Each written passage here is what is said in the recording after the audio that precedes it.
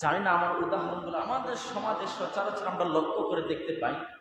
সব চাইতে সমাজের মধ্যে একটি বড় ধরনের গুনাহ প্রচলিত আছে। বিভিন্ন জায়গা মাজারে গিয়ে দেখা যায় সে তার মধ্যে আল্লাহর কিছু গোলামেরা পড়ে যায়। নাউজুবিল্লাহ বলবেন না? আর একটু জোরে বলবেন না? মাজারের মধ্যে গিয়ে সেজদা দেয়। মাজারে গিয়ে যিনি আছেন সে ওনার কাছে চায়, সন্তান দাও, বাচ্চা কাচ্চা দাও, সম্পদ দাও, গাড়ি দাও, বাড়ি দাও, ওনার কাছে চায়। এখন আপনারা এক কণ্ঠে সমবেত কণ্ঠে সমস্বরে বলুন, আমাদের জীবনের সব কিছু চাইতে হবে কার কাছে?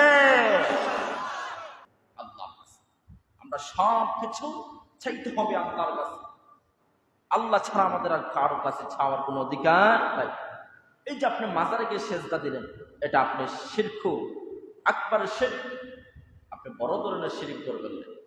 আপনি মাজার গিয়ে যিনি শুয়ে আছেন ওনার কাছে চাইলেন, আপনি বড় ধরনের শিরক করে ফেললেন। হ্যাঁ, মাজারে যদি আল্লাহর কোনো ওলি আল্লাহগণ শুয়ে থাকেন, ওনার ওসিলা নিয়ে আল্লাহর কাছে দোয়া করতে পারেন, সেটা আপনার জন্য বৈধ এবং জায়েজ আছে। সুবহানাল্লাহ। এটা কোরআনের আয়াতের মধ্যে আছে, ওসিলা নিয়ে আপনি দোয়া করতে পারবেন, সমস্যা নাই। কিন্তু মাজারে যিনি শুয়েছেন ওনার কাছে চাইলে শিরক হয়ে যাবে। উনি যে কবরের মধ্যে শুয়ে আছে, মাজারে শুয়ে আছে, উনি যেন কোন হালতে আছে আর আপনি ওনার কাছে চাচ্ছেন। যদি মাজারে গিয়ে চাইলেন সঙ্গে সঙ্গে পাওয়া যেত, তাহলে বিশ্বের সমস্ত মুসলমানেরা ওলি আল্লাহদেরকে পরিত্যাগ করে সবার আগে রাসূলুল্লাহর রওজা মুবারকের মধ্যে গিয়ে চাইতো। ঠিক কিনা কও?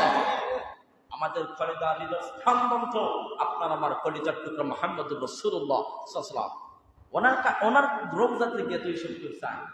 এর জন্য কিছুদিন আগে আমগো দেশে দেখতে পেলাম যে মাজার বাঙ্গনো হয়েছে। আমার কথা কি খারাপ লাগতেছে আপনাদের?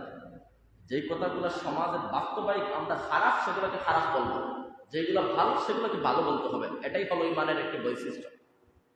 কিছুদিন আগে লক্ষ্য করলাম বাংলাদেশের বিভিন্ন জায়গায় মাজার ভাঙা হচ্ছে। তাকত বন্ডপীঠ, আমার কথা হলে একদম বন্ডপীঠ তাকত। তার কি কবরের ভিতরে শুয়ে থাকাটার অধিকার নাই? কথা কন না? সে বেটা মারা গেছে, সে কি বলে গেছে যে আমি মারা যাওয়ার পর গান বাজনা ওই জায়গায় করবা? এখন আপনার মাথার মধ্যে উকুন ধরছে, উকুন ছিলেন, উকুন মহিলাদের মাথার মধ্যে যে কুকা উকুন। এখন মাথার মধ্যে যদি আপনার উকুন হয়, আপনি মাথা কেটে ফেলবেন না মাথার চুলগুলা কেটে ফেলবেন? আপনারা বুঝেন না আমার কথা? মাথা কেটে ফেলতে হবে আর চুলগুলা কেটে ফেলতে হবে। চুল কাটতে হবে, চুল কাটলে আপনার উকুন চলে যাবে। আর মাথা কেটে ফেললে আপনি তো একদম শেষই হয়ে গেলেন। এর জন্য সম্মানিত হাজির বলতে চাচ্ছিলাম, এই যে কিছুদিন আগে মাজার ভাঙ্গনের ব্যাপারে কিছু আল্লাহর বান্দারা একটু উগ্রপন্থী করেছিল, আমি সেটার বিপক্ষে। আরে ভাই, তোমাকে আমি বলতে চাই, তুমি মাজার কেন ভাঙবা? মাজার কেন ভাঙবা? অনেক মাজারের মধ্যে শুয়ে আছে, অনেক কবরের মধ্যে শুয়ে আছে, এটাই ওনার অধিকার। কেননা আল্লাহ বলেন, মানুষেরা যখন মৃত্যুবরণ করে মানুষদেরকে মাটি দিয়ে দাও, এটা তার অধিকার, মাটির নিচে থাকা। কিন্তু তার মাজারে যেই সমস্ত ভণ্ডামি হয়, তুমি ভণ্ডামির বিরোধিতা করতে পারো।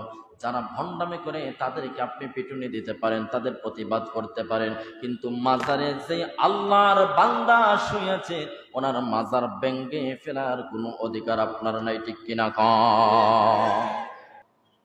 ভণ্ডামি যারা করে, গান বাজনা করে, নারী পুরুষ নাচানাচি করে, তাদেরকে আপনি পিটান, তাদেরকে আপনি এই জায়গা থেকে দূরীভূত করে দেন, সরাইয়া দেন, সেটার পক্ষে আমিও আছি। ভণ্ডামির কোনো স্থান নাই মাজারে। মাজার হবে একমাত্র জিয়ারতের জায়গা, মাজার হবে একমাত্র বসে একটু সময় জিকির আজকার করা, মাজার হবে একমাত্র কোরআন তেলাওয়াত করা। মাজারের মধ্যে কোনো ভণ্ডামি চলবে না। ঠিক কিনা কন? এর জন্য যারা মাজার ভাঙছে এবং ভাঙার প্রচেষ্টা, আমি আল্লাহর ওয়াস্তে বলবো, আপনারা এই সমস্ত কাজ করবেন না। ওলি আল্লাহ যদি প্রকৃত ওলি আল্লাহ হয়ে থাকেন, বদদুয়া পেয়ে যাবে। আল্লাহ নিজে বলে দিচ্ছেন, আমার আউলিয়াদের কেরামের সাথে যারা বেয়াদবি করবে, আমি আল্লাহ নিজে তাদের সঙ্গে যুদ্ধের ঘোষণা করলাম। সুবহান। আর যেটা বলবেন না সুবহানাল্লাহ? আল্লাহ নিজে যুদ্ধের ঘোষণা দিচ্ছে। এর জন্য ওলি আউলিয়াদেরকে আমাদের সম্মান করার দরকার। ওনাদের মাজারে গিয়ে আমরা একটু জিয়ারত করবো, দোয়া নেব, দোয়া করব।